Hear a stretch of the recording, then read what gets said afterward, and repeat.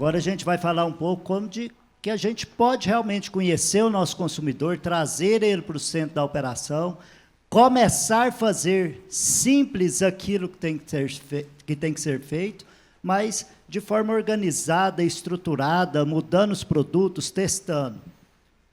Para isso, vamos chamar ele, que é o atual CPO e COO da ClickBus. Então, vamos digitalizar a rodoviária agora, hein? Ele é responsável aí pela geração de demanda, está na frente de áreas como marketing, growth, dados, produtos, pesquisa e CX. Tem mais de 20 anos de experiência aí no digital, com implementação de programas de transformação digital, growth, marketing, inovação, formação acadêmica de administração, com pós-graduação em marketing e estratégia empresarial. Passou aí por PicPay, Telefônica, Walmart, Cirela, e lá vamos nós. Por favor, Rodrigo Polaco, seja bem-vindo. Obrigado. O palco é seu. Eu costumo dizer o seguinte, nós temos algumas pessoas no e-commerce que já estão há bastante tempo, né, Rodrigo? Bastante então, tempo. Então, assim, o Rodrigo é um dos caras que está nesse meio também aí há 20 anos já.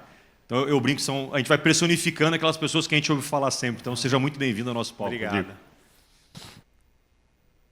Bom, estou aqui para falar um pouco de como é que a ClickBus tem trabalhado aí na revolução do digital do rodoviário, né? E eu acho que, para começar, né, quando a gente fala de viagem de ônibus, né, o que passa na cabeça de vocês, né? Poxa, vamos viajar de ônibus, o que passa, né? Eu lembro o dia que tocou o telefone me convidando para participar lá do processo seletivo, para trabalhar na ClickBus. Qual a imagem que a gente tem de viagem de ônibus, né? É uma coisa assim, né, lotada, né, com as rodoviárias cheias de gente, ônibus que abre a janelinha, com pouco conforto, barulhento, que pula, enfim, com aquelas poltronas que não são muito confortáveis. Essa, normalmente, é uma imagem que remete para a gente quando a gente fala de viagem de ônibus, de viagem do rodoviário, né? Mas eu coloco uma questão aqui para vocês, né? Será que é realmente assim que hoje em dia está o setor rodoviário, né? Quando a gente olha um pouco para o modal, os carros estão super modernos, os vidros são selados, eles têm ar-condicionado, é tudo muito bem estruturado. Quem viaja de ônibus, pega uma São Paulo, Rio, já pode ter experimentado uma viagem de leito, uma viagem super confortável, muito melhor às vezes do que viajar de avião. E agora a indústria conta com ônibus que são 2 andares, né? Então, quando a gente olha um pouco para a indústria, né, a gente está falando aqui de estimativas nossas de 160 milhões de passageiros. Quando a gente compara com os dados da ABAR, que é quem olha um pouco para o aéreo, no aéreo circulam 100 milhões de passageiros por ano. Então, é um segmento que transporta muito mais pessoas. É um segmento muito maior, né? 60% maior que o aéreo. Nas nossas estimativas, é um mercado, estou falando aqui do transporte regular rodoviário, né? Aquele que você pega na rodoviária, não estou falando de fretamento coletivo e outras modalidades que existem dentro da indústria, mas é um segmento de 20 bilhões de reais, né? Então, é um segmento enorme. Hoje, em operação, dentro desse segmento que eu estou comentando aqui, são mais de 20 mil ônibus disponíveis fazendo viagens diariamente, alguns ônibus circulando em determinados eixos 10, 20 vezes por dia. E estamos falando de um segmento altamente pulverizado, com 350 viações reguladas aqui no Brasil. Claro que cerca de 20 viações concentram parte dos 40%, 50% do mercado, mas é um mercado bastante pulverizado, né? Então, refazendo um pouco aqui a imagem do rodoviário, o rodoviário é um segmento interessante, né? São 160 milhões de passageiros, 20 bi de GMV, 20 mil ônibus em operação e 350 aviações, né? E um segmento que vem investindo em tecnologia, né? Então, ele vem investindo em seja tecnologia para o conforto, né? Então, assentos confortáveis, Wi-Fi, amenidades, enfim, viagens com cobertor, água, chocolate. Vem investindo em segurança, então, segurança estrutural para garantir que o ônibus tenha uma boa segurança. Eles fazem um teste que bate um ônibus de frente no outro para ter certeza que os passageiros vão sobreviver em caso de acidente, investem em novos tipos de iluminação. Então, é um segmento que vem investindo na segurança do viajante, né? E também vem investindo em sustentabilidade, né? Então, poxa, como é que eu mantenho o ônibus rodando com qualidade mais tempo? Como é que eu melhoro a manutenção? Como é que eu reduzo o gasto de combustível para melhorar um pouco essa parte de ESG, né? Então, é um segmento que vem investindo em inovação, seja em conforto, né? Fala-se em colocar placas solares em cima de ônibus para reduzir consumo, biometria, integração Bluetooth para saber onde está o passageiro dentro do ônibus. Então, ele vem investindo em tecnologia, né? Aqui era um vídeo, ele não vai funcionar, a gente já falou ali, ele não vai funcionar. Aqui mostrava uma reportagem da Band, tá? Um vídeo de 1, 2 minutos do material que o pessoal do evento vai mandar, vai para vocês, que fala que muitas empresas de ônibus estão renovando mais ou menos 20% da frota e que isso significa um investimento de mais de R$500 bilhão, né? Então, um investimento massivo, investindo em conforto, segurança, nesses itens que a gente acabou de falar, tá? E aí falar um pouco da ClickBus, né? Qual que é o nosso papel dentro desse segmento que eu acabei de falar, né? Então, a gente é uma empresa que já tem 10 anos, tá? E a gente transforma o jeito das pessoas viajarem num clique, num toque, né? Então, a gente é um marketplace de passagens rodoviárias, que a gente tem soluções para o viajante. Então, eu quero viajar de ônibus, quero sair de São Paulo e chegar no Rio de Janeiro. A gente oferece passagens. Eu quero montar um negócio. Eu quero montar um negócio de vender passagens para os viajantes. A gente oferece aí para parceiros. E eu sou uma aviação, quero vender meu inventário online. A gente também tem soluções. Então, a gente é um marketplace com um tripé, com um negócio direto para o B2C, com outras frentes B2B. Tá? E a gente oferece soluções únicas. Então, uma aviação que quer entrar no digital, quer fazer o site dela de vendas, a gente oferece um white label para ela. A gente oferece toda essa parte de securitização do inventário dela. Então, se a gente vende um parceiro quebrar, a gente paga para ele a venda, esse é risco nosso, né? Bom, aqui tinha um videozinho aqui mostrando a nossa campanha. Se tem no nosso site do YouTube, também não vai funcionar. Mas quando você olha para um segmento, né? Um segmento que é super offline, né? Qual que é o maior desafio, né? A gente passou por algumas fases, eu acho que dá para comentar um pouco de cada fase que a gente passou aqui. Mas o maior desafio é a mudança de comportamento, né? Por quê? A gente está em cima de um segmento de alta disponibilidade. O que significa alta disponibilidade? Muito provavelmente, seja o destino que você queira ir, se você for para a rodoviária agora, você não sabe direito o horário do próximo ônibus, mas você vai conseguir ir. É um segmento onde as pessoas já estavam acostumadas a fazer a compra desse jeito, então a mudança de comportamento é o principal fator que a gente ainda continua trabalhando, né? Hoje, a gente estima que 75%, depende do mercado mais, depende do mercado menos. Sudeste, cerca de 50% compra online. Nordeste, cerca de 20% compra online. Isso varia de acordo com capital, interior. Mas a oportunidade de digitalização ainda é muito grande, né? E né, lá na ClickBus, como é que a gente nasceu, né? Como é que a gente rompe essa barreira da pessoa que está comprando offline para vir para online, né? 10 anos atrás, quando a gente nasceu, as empresas de ônibus tinham sites próprios para vender? Tinham. Elas vendiam como? Poxa, elas tinham um site com uma experiência ruim, que o cartão de crédito muitas vezes não passava, não tinha muito meio de pagamento, a experiência do site era ruim, e eu só conseguia comprar de uma aviação, né? Aí, quando a gente nasceu, eu conseguia, num único lugar, comparar as diversas opções com uma jornada mais fluida e com um processo de pagamento mais fluido, né? E de lá para cá, né, a gente vem trabalhando em qual fator? Conhecendo o consumidor, entendendo a necessidade do consumidor, né? Então, você começa ali. Qual que é o principal problema que você consegue resolver hoje? Poxa, eu quero garantir que eu vou do ponto A para o ponto B, tal horário. Então, foi assim que a gente nasceu. Você dá todas as opções, garante que o usuário vai do ponto A para o ponto B. Mas lá atrás, a gente emitiu um voucher. Você ainda tinha que chegar na rodoviária e trocar esse voucher por uma passagem. E a gente fala um pouco mais disso depois, né? Hoje, na ClickBus, a gente montou uma infinidade de programas para entender o consumidor. Então, a gente tem um programa que chama Escuta Ativa. O que é o programa Escuta Ativa?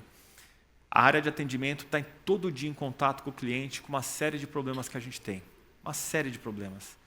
Você coloca, mas roda por trimestre 20%, 30% da empresa, que tem que dedicar 1 ou 2 horas do seu tempo participando de atendimento do cliente junto com o atendente. Para quê? Para escutar. Poxa, o nosso provider lá de pagamento dá problema, mas ele vê o cliente com problema, é diferente. Poxa, não estou conseguindo alterar uma passagem de ônibus, é diferente quando você vê. A gente vai na rodoviária também de 2 a 3 vezes por ônibus, faz pesquisa de campo, focado em entender o que faria a pessoa deixar de comprar offline para passar a comprar online, para a gente colocar no nosso pipe de desenvolvimento de produto. A gente acompanha o nosso Net Promoter Score, que é a quantidade de recomendação que a empresa tem, né, entre promotores e tratores, e monitora o nosso e da concorrência para entender quais são os fatores que mais impactam no nosso NPS dos concorrentes para garantir que a gente provê uma experiência melhor que a dos concorrentes e tenha uma favorabilidade melhor que a dos competidores, né? A gente pesquisa a saúde da marca versus a do concorrente também para mexer em produto. Parte disso a gente fez agora um trabalho de rebranding em setembro.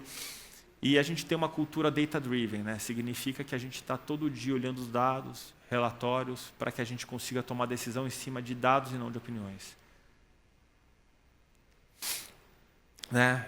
E aí quando a gente fala, né, tipo, poxa, a gente tem aqui essa parte de conhecer o consumidor, mas eu preciso do quê? De uma cultura que coloque o consumidor no centro e de pessoas que tenham todos esses atributos que eu falei, né? Então, a gente tem uma cultura de teste e experimentação para garantir que a gente está conseguindo gerar a melhor experiência baseado no que o cliente acha e não no que a gente acha, né? Então, todo dia a gente roda testes, cria hipóteses e se a gente erra bastante para acertar algumas vezes e aprender bastante, né? Quando a gente olha o nosso caminho até aqui, né, em 2013 a gente entrou, a gente fazia o quê? A gente vendia o voucher que dava direito a trocar por uma passagem. Em 2019, depois de 6 anos trabalhando, trabalhando aí com os estados, a gente conseguiu criar o BPE. E aí agora, a necessidade do cliente, que era simplesmente, poxa, eu quero garantir o meu lugar, já ficou melhor. Eu consigo agora entrar no ônibus, eu compro e resolvo tudo no celular e já entro direto. Então a gente veio com o BPE e aí o cliente passou a poder embarcar diretamente usando o celular, né? E aí você resolve esse problema, aí o cliente quer alterar a passagem, aí o cliente quer mudar de classe. Então, você vem trabalhando da escala de, ok, qual que é o maior problema que para de pé que eu vou deixar o meu negócio montado? E vem trabalhando depois na melhoria do processo para o cliente, né? E, enquanto você está trabalhando, o que acontece, né? Vem surgindo uma série de tecnologias, né? Nos últimos anos, se você parar para pensar, o cliente não consegue entender, mas tem uma série de tecnologias que vão trocando, né? Sei lá, quem fazia app em 2010, 2013, 2015 tinha que fazer nativo. Hoje em dia a discussão é fazer híbrido. Quem fazia front antigamente tinha que ter um para o mobile e um para o desktop. Hoje em dia você quer ter um responsivo, porque isso você otimiza toda a tua massa de produção, né? Aí vai surgindo, o WhatsApp começa a vender, você começa a ter sérias interferências, né? Então você tem que ter um processo ágil que permita que você abrace novas ideias para você testar e ver se dá resultado. Por exemplo, a gente tinha uma hipótese que criar ofertas exclusivas ajudaria na migração do off to on.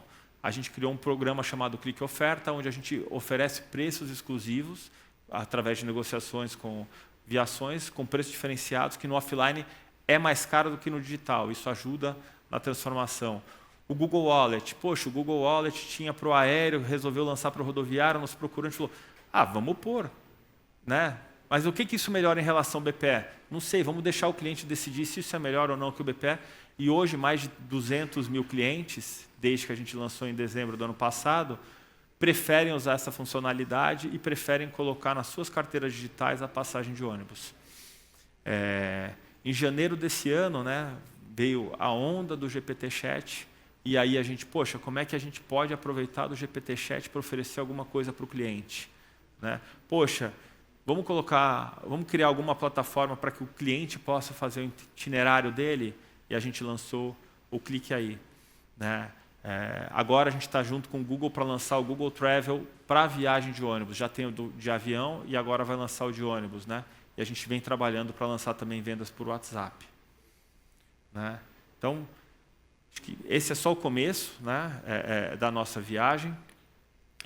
Então, olhando aqui na perspectiva do cliente, eu acho que a gente tem 3 pontos, né?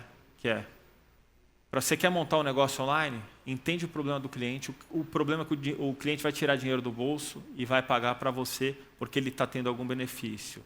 Crie uma cultura simples e você vai testando as coisas para garantir que você está aprendendo, iterando e ter uma melhor solução, né? E fique atento ao que está surgindo por aí no mercado para garantir que você está na ponta e que você não vai morrer e ficar obsoleto como empresa. Obrigado.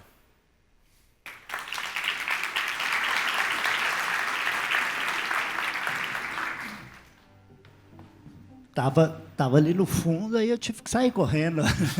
Gente, obrigado. Eu falei que sem os vídeos a gente ganhava uns 5 minutos. Falei sério. Obrigado. Sim, vou abrir para pergunta também, como sempre, se alguém tiver, mas antes também vou aproveitar do meu poder. Você falou principalmente assim, é um mercado, como você falou, ainda muito offline. Muito 75%, lógico que dentro das especificidades, mas 75% offline. Então, é realmente, desde 2013, um poder de convencimento, de alguma forma, de mudança de comportamento.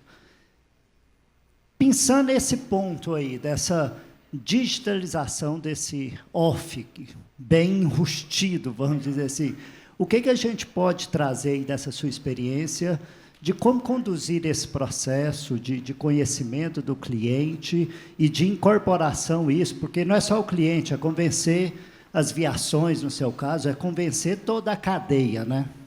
Eu acho que, né, o segmento, quando a gente começou a digitalização, ele passou por desafios diferentes. Primeiro, você tinha que convencer o dono da aviação que era importante vender online, né? E aí você começou a vender voucher, começou a ganhar escala, ele começou do lado dele tentar fazer igual, começou a levar fraude, e aí começou a entender que vender no digital era diferente. Por que eu pagaria para um, sendo que eu posso fazer? Né? Começa... Aí ele falou, poxa, deixa alguém... Peraí, esse negócio do digital não é tão simples assim, né? Então, a gente veio ganhando em escala conforme as pessoas foram vendo que, olha, esse negócio do digital, ele ajuda numa venda que eu não estou conseguindo fazer, não estou conseguindo capturar.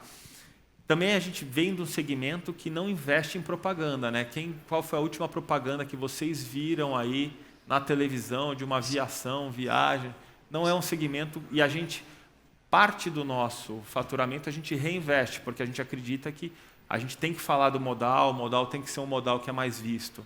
Então, conforme isso foi acontecendo, a gente foi ganhando mais espaço e foi ficando fácil, né? Aí você convence uma empresa, aí o concorrente vê, quer entrar, e aí em algum momento você tem esse tipping point onde todas as empresas começam a querer se conectar e fazer vendas digitais. Mas é um segmento de dono. Eu ia nessa linha, assim. Depois, se tiver alguma pergunta aqui, por gentileza, só levante a mão, a gente conduz. Eu ia numa linha que é a seguinte. A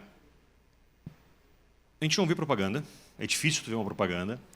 Vocês ofertam hoje viagens Curitiba, São Paulo, por exemplo, mais de 400 quilômetros por R$30, R$39 eu vi. Eu vi Florianópolis, Curitiba, que são 250 quilômetros, por R$24. Óbvio que isso tem um investimento por trás muito grande acontecendo. Como é que está essa relação de vocês para essa mídia, para essas promoções com os embarcadores, no caso com as empresas de ônibus? O quanto isso está na mão de vocês, o quanto está na mão deles? Como é que está essa relação hoje? As viações, elas fazem muitas promoções, mas nós também fazemos. Então, a gente separa, a gente investe, a gente cria promoções para justamente fomentar o desenvolvimento do modal, né? Por quê? Porque a gente entende que em algumas viagens o modal ele é competitivo com o aéreo, né? Então, rotas curtas, 400 km, São Paulo, Rio, se você resolver pegar o seu voo lá em Congonhas ou Guarulhos, você vai gastar deslocamento, você tem que estar antes do voo. Se o voo não atrasar e sair no horário, você vai chegar, ele vai taxiar, vai pousar, vai custar umas 3 horas do teu dia, com 4 horas e meia, 5 horas, você chega de ônibus. e dependendo do horário, você vai deitado, vai dormindo, economiza uma diária de hotel. Então, a gente entende que em alguns lugares, o rodoviário, ele tem competição, inclusive, contra o aéreo. Em outros, o aéreo não alcança, né? São Paulo, Jundiaí. O aéreo não alcança, né? Ou você é muito milionário para pagar um helicóptero, alguma coisa, o aéreo não alcança. Ou você vai de táxi, que vai ser caro, ou o rodoviário que vai resolver o teu problema. E a vantagem da compra digital nesse segmento é que apesar da disponibilidade, tu me comentou, Rodrigo, eu não tinha essa noção de ser grande, você correu o risco de, é que nem você ir para o aeroporto e comprar uma passagem na hora. Né? O risco de não ter o voo é grande, a disponibilidade é grande, mas você ainda tem esse risco. Então, a compra do digital, para mim, ela faz muito sentido. Eu tive uma experiência recente, onde eu estava numa cidade interior e tem 2 voos por dia para a capital. Eu precisava pegar para a capital para pegar um outro voo para Porto Alegre.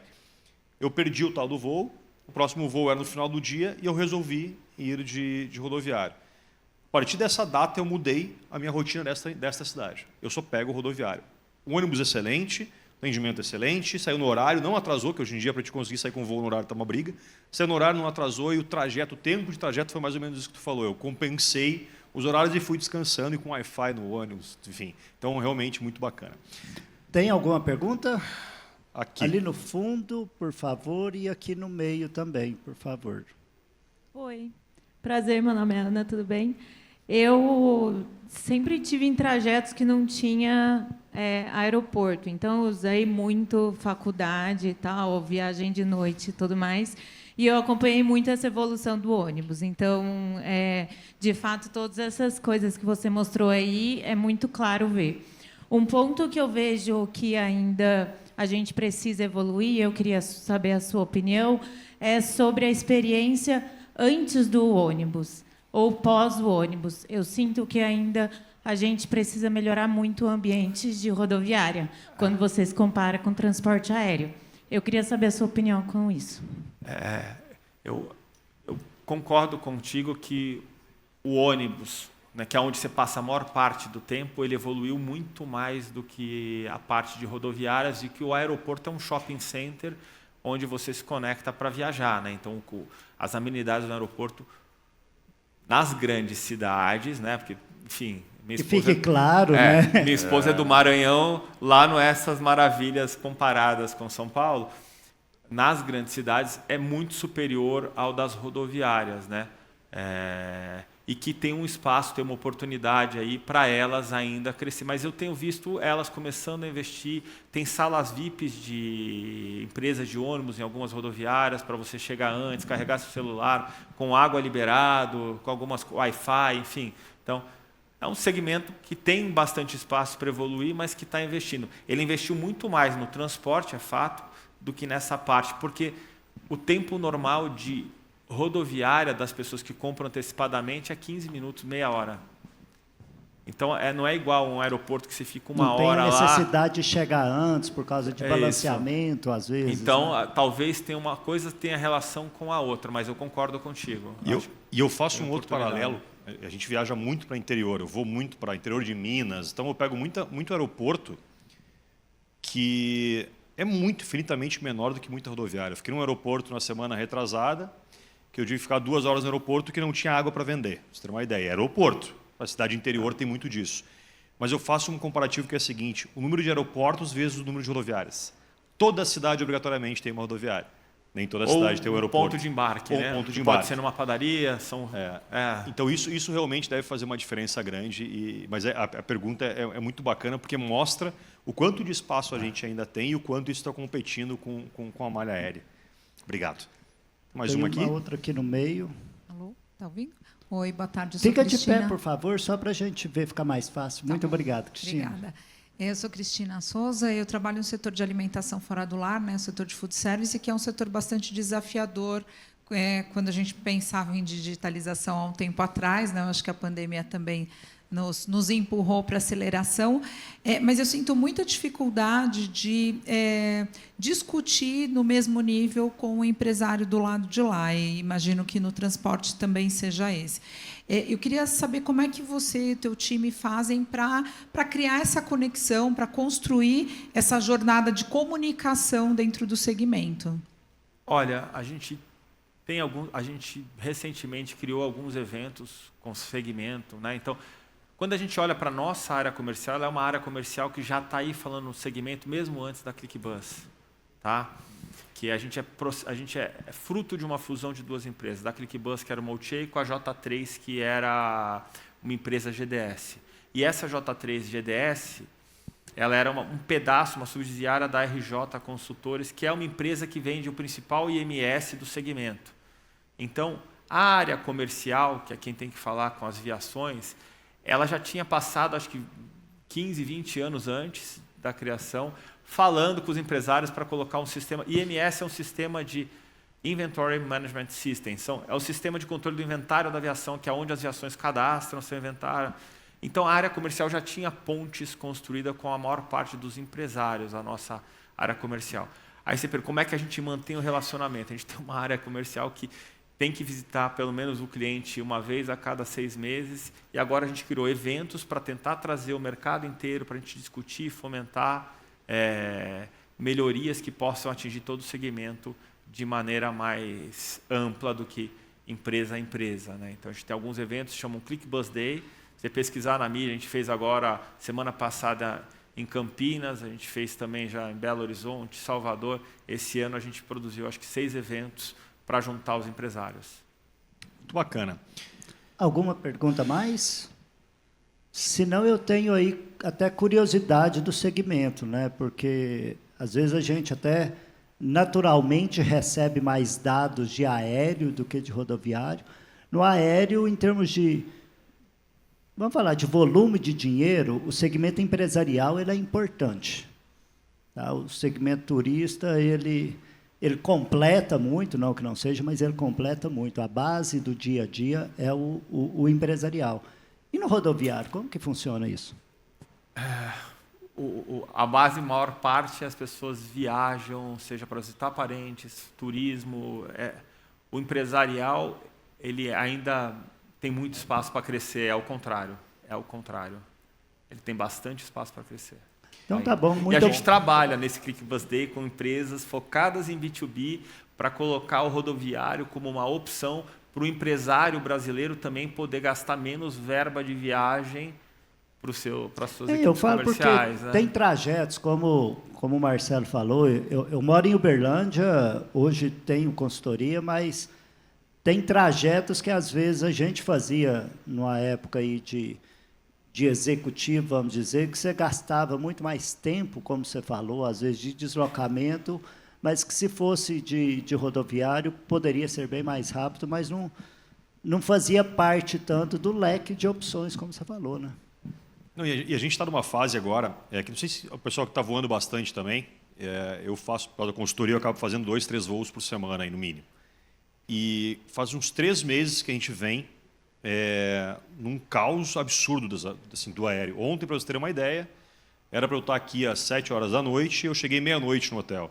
Então, assim, ontem tivemos só em Guarulhos, acho que uns 5 voos cancelados de TAM, mais uns 2 de Azul. O voo que era para pousar em Congonhas furou um pneu de um avião em Congonhas, eu fui parar em Guarulhos. Então, assim, guardadas as proporções, se eu tivesse vindo de ônibus, eu até chego em horário parecido. Bom, gente, salva de palmas aí para o Rodrigo. Rodrigo, obrigado de novo. mais uma vez pela... Obrigado.